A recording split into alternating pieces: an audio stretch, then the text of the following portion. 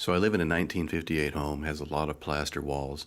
We had a leak in the ceiling, and over some time this began to chip off. So what I'm going to do today is I'm going to repair this patch. Okay, now we have a couple of supplies together. We have our hawk to put the mud on. We'll have a trowel. We'll have a floating thing to smooth it out. A little knife to score the ceiling, which I'll talk about in a moment.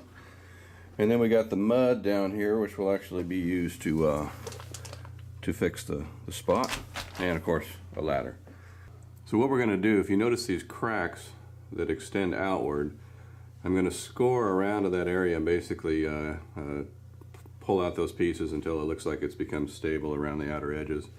So it'll be much larger than it looks. Okay, so I chipped out most of the stuff that was loose, and the rest seems to be adhering pretty well to the ceiling. I notice I collected all this stuff into a plastic on the floor, and I just kind of scooped it into a nice clean pile for later. Now we're going to get our mud ready and get ready to patch that hole. Now you can't have a do-it-yourself project without having the proper coffee, okay? So I'm going to go ahead and fill up this coffee cup, and we'll be right back. Alright, now what I'm doing here is I'm using the stuff that's already pre-mixed. I could have bought the other stuff, but since I have such a small hole, I didn't want to go through all that. So now I'm going to load up some of my mud, as they say, onto my hawk. And I'm going to get to work.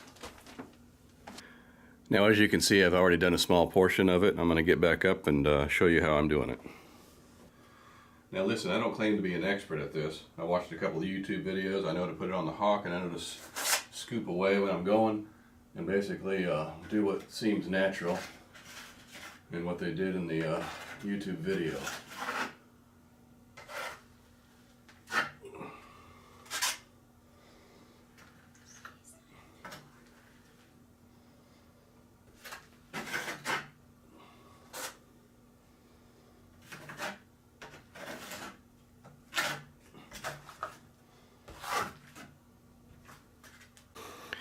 Okay, so I patched it up. Like I said, I'm not the pro, but it doesn't look too bad. And when I go over in a little bit with the float, that'll smooth it out a lot. And then if I have to do just a little bit more on top of that, we'll do that.